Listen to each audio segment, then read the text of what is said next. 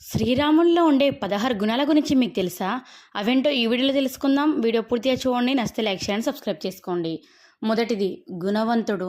ఎలాంటి తారతమ్యం లేకుండా ఎవరితోనైనా కలిసిపోయి స్నేహం చేసే సౌశీల్యవంతుడు. రెండవది వీర్యవంతుడు. ఎంతమంది శత్రువులు ఉన్నప్పటికీ మొక్కవోని ధైర్యంతో అందరినీ ఎదిరించగలవాడు. మూడవది ధర్మస్వరూపుడు. ఎలాంటి పరిస్థితులలో అయినా ధర్మం తప్పనివాడు. నాలుగవది కృతజ్ఞుడు. తనకు చేసిన అపకారాన్ని మరచి ఎవరైనా చేసిన చిన్న సహాయంనైనా గుర్తుంచుకునేవాడు. ఐదవది సత్యవంతుడు. ఎల్లప్పుడూ సత్యం మాత్రమే పలికేవాడు. ఆరవది పట్టుదల కలవాడు.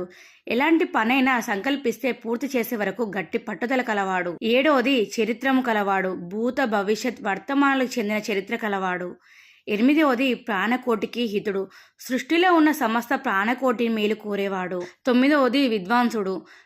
వేదాంగముల యందు మంత్రరహస్యాల మందు పరిపూర్ణ జ్ఞానం కలవాడు. పదవది సమర్థుడు. శస్త్ర ప్రయోగాలలో, శాస్త్ర చర్చలలో గాని, ధర్మ ఆచరణలో గాని సామర్థ్యం కలిగినవాడు. 11వది అందమైనవాడు.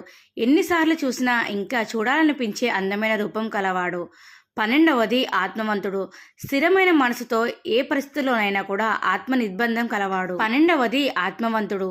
స్థిరమైన మనస్సుతో ఏ పరిస్థితుల్లోనైనా ఆత్మ నిబ్బరం కలవాడు. 13వది కోపం జయించినవాడు. కోపమును నిగ్రహించుకొని అవసరమైన సమయంలో మాత్రమే ప్రదర్శించేవాడు. 14వది తేజస్సు కలవాడు. శత్రువులు అసూయ పడేంతగా సూర్యుని వంటి తేజస్సు కలవాడు. 15వది అసూయ లేనివాడు. ఇతరులలో తప్పులను వెతికి దుష్ట స్వభావం లేనివాడు. 16వది ఆఖరిది, ఎవరికి కోపం వస్తే దేవతలు సైతం తనతో యుద్ధం చేయడానికి భయపడతారో అటువంటి వాడు.